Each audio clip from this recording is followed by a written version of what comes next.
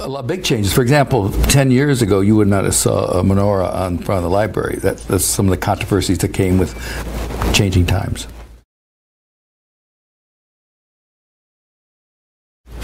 I think Haddonfield right now still has a strong, beautiful, strong core. And I think it's holding.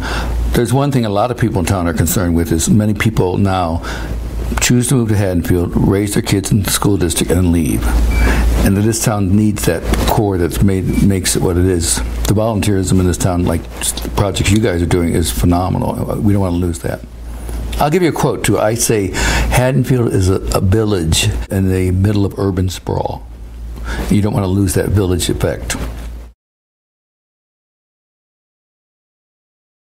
What happened was first I liked architecture from the gut, and I like Chicago. I grew outside Chicago. It has some of the most phenomenal architecture for modern architecture. And then when I came out east here, I saw a lot of architecture in Philadelphia, New York, and I still liked it. And then when I decided to settle down in Haddonfield, the town attracted me. And there's a group called AIA, American Institute of Architects, and I'm a layman. My field's marketing. And they started a layman's group where they would teach us architecture and we would give tours all around Philadelphia. And I thought, well, wait a minute. Haddonfield's got as much architecture from 1700s to now. And we have a great Victorian section. I thought we can do tours too here. So we developed 2 tours in Haddonfield. Yeah, Haddonfield's sort of a fascinating timeline. Where you go to high school, if you come down that street they're what you call the early 1800s, like the Historical Society, the house across the street. They're called the Federal period. And these were houses that we were imitating England because we had no history. And then by the mid-1800s, when you had the Industrial Revolution, Victorian architecture hit. And if you look at Washington Avenue, that has one of the best Victorian architecture in the town. And we have a historic district which has 550 homes in it. And that was a great thing that happened in 1971.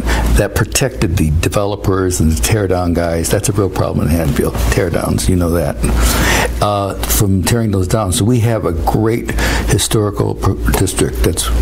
We have a Historical Preservation Commission, which I was on for years.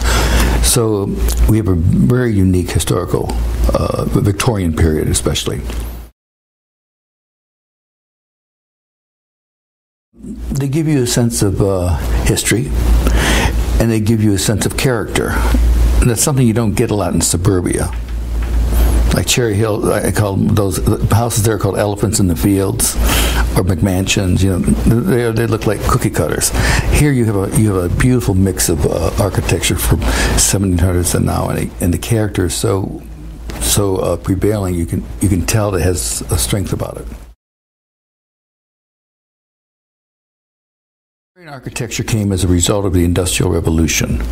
Middle-class people now could afford bigger houses. A couple reasons for that. One was a construction called balloon construction, which when you see somebody framing a house before it's built today, that's called balloon. It was cheaper.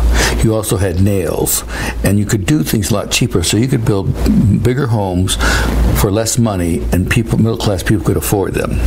And it's called Victorian because a lot of the styles came from England in the mid-1800s. That's where the first Industrial Revolution came. So we're imitating a lot of Victorian styles in England. There's only 4 major Victorian styles, and we have them all in Haddonfield. Queen Anne, Gothic Revival, Italianate, and Second Empire. These are, you'd have to see them, but I have pictures of, but they're the 4 basic styles. That Haddonfield has all of them. Like I said, the early period we call Federal.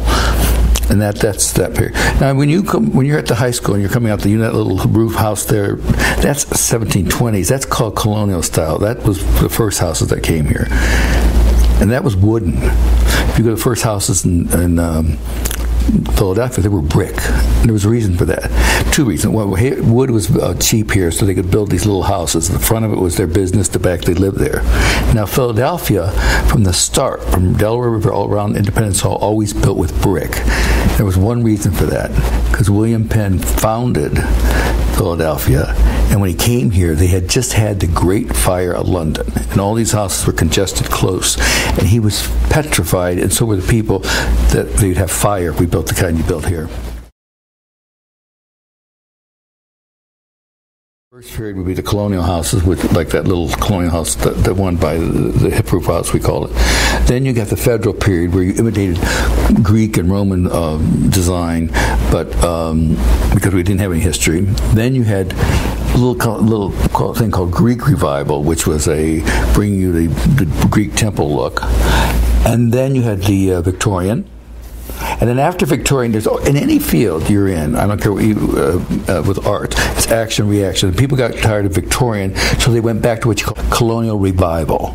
These are called four square houses. You always see round columns on it. They're sort of even built. And then around town here, we have something called bungalows. Bungalows are little, like arts and crafts houses. They're smaller homes, and we have a few of those in Haddonfield too. And then the last period that really was interesting before the suburban sprawl, the Fargo section came after World War II.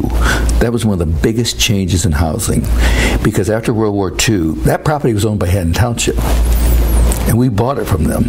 You know why? Because Haddonfield was afraid with the racetrack coming that with Haddon Township owned, there'd be bars, and we have no bars in this town. So they bought it up, and this developer did Fargo, which are called ranchers. It was the first time you constructed with drywall, and it was cheap. So after World War II, when all these soldiers came home and everyone wanted housing, the rancher became the next house. And then the last one would be the tri-level, bi-level. We have a few of those in town here too. That was part of suburban sprawl, which is like Cherry Hill, Voorhees, and that's the whole timeline. All that starting way back there with that little house. Suburbia in 1850s. You know why? Because a train came through going from Philadelphia to Atlantic City. And so when that came in, all around Kings Highway, Warwick Road, and that area became Mansion Road. Because a lot of the wealthy businessmen said, we don't want to be in a crowded city, these row houses. They would take the train in and live here and then take the train to work.